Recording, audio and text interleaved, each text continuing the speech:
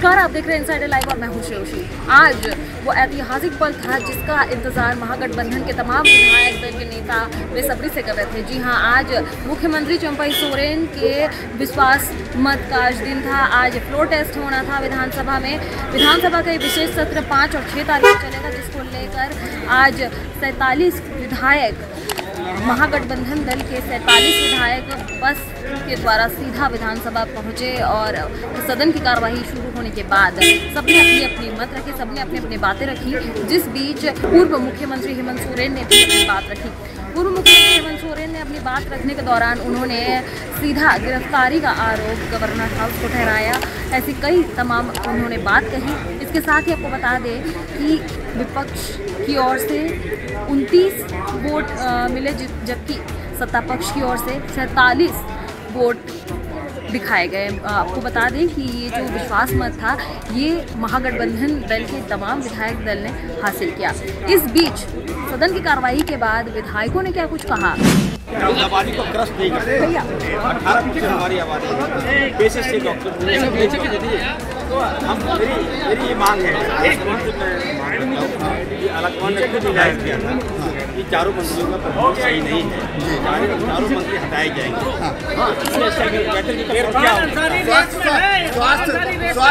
स्वास्थ्य मंत्री के तौर पर आपका दावा है, स्वास्थ्य मंत्री का दावा है। जवाब नहीं देंगे, मैं उसको मानूंगा, फुलफिल करूंगा। आपने कहा कि आप दावेदार हैं स्वास्थ्य मंत्री के तौर पर। आप 4 साल से दावा करते चले आ रहे हैं। इरफान जी 4 साल से आप दावा कर रहे थे मंत्री पद का। ये मेरी मांग नहीं है, जनता की मांग है। अभी पार्लियामेंट इरफान जी कांग्रेस से है, कांग्रेस के बहुत वरिष्ठ नेता है। चारों मंत्रियों का हमारे झारखंड के चारों से विधायक है ना, मिलियन खबर पहुँचा। आपको लगता है कि हटने चाहिए चारों मंत्री? समाज जब आती है तो हम कौन आपको लगता है? विशेष सत्र यादगार यही होगा कि भ्रष्टाचार से सरकार जो गई थी वो पार्ट 2 के लिए तैयार खड़ी है। वो 4 साल में गई है, 4 महीने में जाने के लिए तैयार खड़ी है। भाई लोग अपने गलतियों से सुधार करते हैं, सीखते हैं और आगे बढ़ते हैं। लेकिन जैसा आज व्यवहार दिखा, जैसा दिखा, वो जो उसी भ्रष्टाचार के चीज़ों को, लॉ एंड ऑर्डर के उस हाल को अभी कल ही भारतीय जनता पार्टी के एक अनुसूचित मोर्चा के कार्यकर्ता को गोली मार के दिन दहाड़े लोहरदगा में हत्या कर दी गई। इस तरह से जो लॉ एंड ऑर्डर उसी को आगे बढ़ाना चाहते हैं। विधानसभा में उन्होंने कहा कि तमाम चीजें साबित होंगी तो मैं पार्टी। अरे विधानसभा ने थोड़ी उनके ऊपर चार्ज फ्रेम करने का काम किया है। आप जो चार्ज फ्रेम हुआ है वो एजेंसियां की हैं और वो न्यायपालिका के शरण में जाने वाले, वहाँ से लेके आइए ना। इस तरह से यहाँ आकर के दहाड़ने से यार बोलने से कुछ नहीं होता है। भारत संविधान से चलता है और संविधान के में किसी को कोई स्पेशल प्रिविलेज नहीं है कि आप आदिवासी दलित हैं इसलिए आपके ऊपर भ्रष्टाचार कर लेंगे तब भी आप पे कोई कार्रवाई नहीं। से हेमंत सोरेन काम किया 4 वर्षों तक, जनता के बीच जाने का, जनता के दिल को छूने का, इसीलिए उन्होंने कहा कि पार्ट 2 का मतलब है कि उन कामों को हम पूरा करें। तो जो भट्टाचार्य ने अपने बयान में कहा था कि मैं उस बात की बात, वो सब बात की बात, उस पर कोई जवाब नहीं, नो कमेंट। अच्छा, ये कहा था कि पहली बार सत्ता जो संभाल से बाहर निकली कोल्हान, क्या कोल्हान के लोग इस लायक नहीं कि सत्ता संभाल सके? इस बात का तो कोई मतलब ही नहीं। चाहे कोल्हान का हो, चाहे पलामू का हो, चाहे संथालपा का हो, चाहे उत्तरी छोटानाग, चाहे दक्षिणी छोटानाग, झारखंड तो है, कोल्हान भी झारखंड में, और झारखंड का एक ही मुख्यमंत्री बनेगा। चंपई बना इसलिए कोई एतराज नहीं। सर क्या कहिएगा, सरकार ने विश्वास मत हासिल कर लिया आप लोग? सरकार का विश्वास मत सदस्यों के आधार पर हुआ है, लेकिन सवालों के आधार पर नहीं। जिस सवाल पर यह परिस्थिति पैदा हुई उस सवाल का जवाब सरकार के पास नहीं था। ये सवाल आवाम का है, लोगों का है, आज की परिस्थिति का है। करप्शन के जो चार्जेज हैं उसके ऊपर सरकार मौन रही।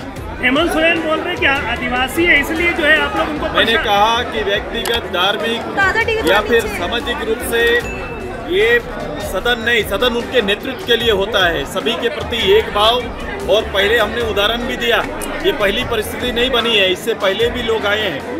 आप संविधान के दायरे में हम सभी काम कर रहे हैं और संविधान के द्वारा गठित एजेंसियों का आदर होना चाहिए, सम्मान होना चाहिए और उन्हें निष्पक्ष जांच करने का अधिकार है। ईडी की गिरफ्तारी को आप किस तरीके से देखते हैं हेमंत सोरेन? मैं पहला दिन से बोल रहा हूं कि मैंने कहा कि संवैधानिक पदों में रहने वाले लोगों को अपने ही संवैधानिक विधि से बनाए गए एजेंसियों का सम्मान करना चाहिए। करना चाहते थे, उनके मुंह पर करारा तमाचा आज दिया है यहाँ के लोगों ने, यहाँ के जनप्रतिनिधियों ने, और चाहे कितनी भी कोशिश कर लीजिए कभी इस राज्य में कामयाब नहीं हो सकते हैं। दूसरे राज्यों में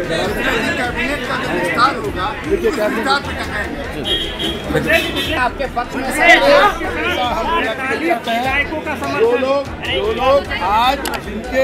जो लोग आज पिछले दरवाजे से सत्ता हासिल करना चाह रहे थे, लोकतंत्र की हत्या करना चाह रहे थे, जनादेश को कुचलना चाह रहे थे, आज उनके मुंह पर करारा तमाचा हमारे झारखंड महागठबंधन के जनप्रतिनिधियों ने, हमारे माननीय विधायकों ने और राज्य की जनता ने दिया है। और इसकी आग अभी बुझेगी नहीं। ये 2024 के लोकसभा चुनाव में एक एक सीट महागठबंधन होगी, एक एक सीट, और विधानसभा चुनाव में यह विपक्ष का कोरम भी पूरा नहीं कर पाएंगे। ऐसी आग इन्होंने लगाई है, वो आग जल्दी नहीं बुझेगी। राहुल गांधी भी आ गए हैं, यात्रा पर हैं, निश्चित रूप से हेमंत पार्ट 2 वाली सरकार, उसको हम लोग पूरा करेंगे। यहाँ के आदिवासियों, यहाँ के मूलवासियों को उनका हक अधिकार दिलाएंगे, यहाँ के लोगों को छत दिलाएंगे, रोटी दिलाएंगे, कपड़ा दिलाएंगे, शिक्षा दिलाएंगे, यहाँ के लोगों को स्वास्थ्य सुविधा दिलाएंगे, किसानों को हम खेत में पानी उपलब्ध कराएंगे। निश्चित रूप से हम यहाँ के आदिवासियों को विदेश पढ़ने भेजेंगे। कम्युनिस्ट पार्ट 2 है, हम पार्ट 2 हम पूरा करेंगे। नई लोकसभा जो बनाए रामलला में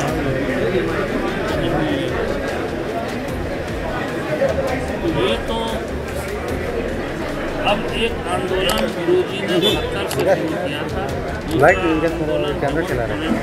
जी के नेतृत्व में अब एक आंदोलन और अब हर झारखंड के आदिवासी मूलवासी हैं उनके मान सम्मान में ठेस पहुँचाया और सब आक्रोशित है। अभी आगे अब क्या होगा हुआ वो ज़्यादा महत्वपूर्ण है या पिछली सरकार का जाना ज़्यादा महत्वपूर्ण लग रहा है? किस विषय पर चर्चा होनी चाहिए ज़्यादा? देखिए आज इन बातों को उन्होंने एक बात पर बहुत बल दी। उन्होंने कहा कि हम जिस जमीन के बारे में चर्चा हो रही है वो जमीन मेरे नाम पर आईडी नीचे करिए। बार बार कहा था कि उन्होंने बेनामी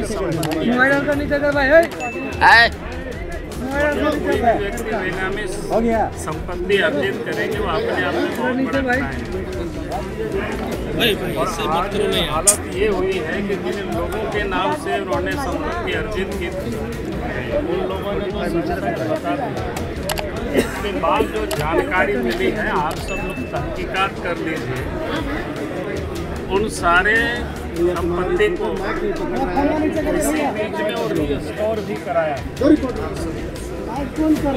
तो ये सारी चीज़ों की आप तहकीकात करेंगे तो आपको पता चलेगा कि इस प्रकार से उन्होंने नामी बेनामी संपत्ति अर्जित किया है। वो आने वाला कल वो सब कुछ उजागर हो जाएगा, सर आपका पता चल जाएगा कि इन्होंने किस प्रकार से बालू से लेकर के पत्थर, लोहा, कोयला और जमीन की लूट और उसमें कैसे हेमंत सोरेन के उनके परिवार जांच के बाद सब कुछ दूध का दूध पानी का पानी हो। लेकिन हेमंत जी अगर करें हम निर्दोष है तो अभी तो उनको कल्प्रिट कहना भी ठीक नहीं है, न्यायालय का आदेश नहीं, आरोपी है कह सकते हैं। उन्होंने कही कि अगर उन पर कुछ साबित होता है भाई नीचे तो वो राजनीति से ही संन्यास नहीं लेगा बल्कि आने वाला कल अब पूरा दिन सर थोड़ा बार बार बोल रहे हैं। जो संपत्ति अर्जित आज कोई भी चोर अपने आप को कभी नहीं कहता है। आप नहीं हर समय वो अपने आप को दोषी बताते हैं कि कल ने हमें फंसाया गया। और उन्होंने बीजेपी सरकार के ऊपर, मोदी सरकार के ऊपर बार बार इसको आरोप लगाने की रिसीवर बार बार हमारे विधायक दल के नेता भी हाउस में उस बात को बोला है। अब याद करिए, शिबू सोरेन एक बार नहीं 2-2, 3-3 बार जेल गए और वो कांग्रेस के राज में जेल गए। सीबीआई जांच हुई है उस समय और वो जेल गए कई एक महीनों तक। तिहाड़ जेल में भी रहा है, दुमका के जेल में भी रहा है, वो किसी से छुपा हुआ नहीं है। और इसीलिए ये कहना कि भाई हमें फंसाया जा रहा है, जब कोई गड़बड़ करता है तो उसका दंड तो उनको मिलता ही है और उसको भोगना ही पड़ता है। फिर उसी कांग्रेस ने ही मधु कोड़ा की सरकार को भी मधु कोड़ा को भी जेल भेजा है, वो किसी से वो भी छुपा हुआ नहीं है।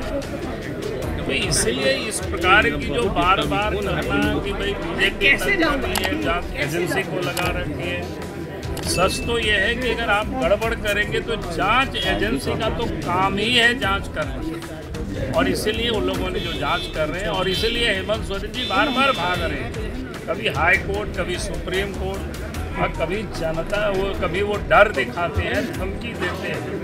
आज भी विधानसभा में उन्होंने उसी लहजे में अपने भाषण दिए। इस प्रकार से लग रहा था चोरी भी कर रहे हैं और ये व्यक्ति सीना चोरी भी कर रहे हैं।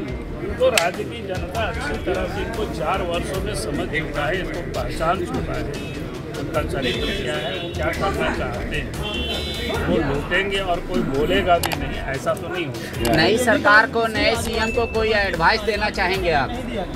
क्या सवाल नहीं होता है, मंत्री अगर गड़बड़ करेगा तो उसको अंदर जाना ही पड़ेगा। बगल में लालू यादव, कहाँ उन्होंने कार्यकाल पूरा किया था, उनको भी त्याग पत्र देना पड़ा था, प्योर जेल जाना पड़ा था।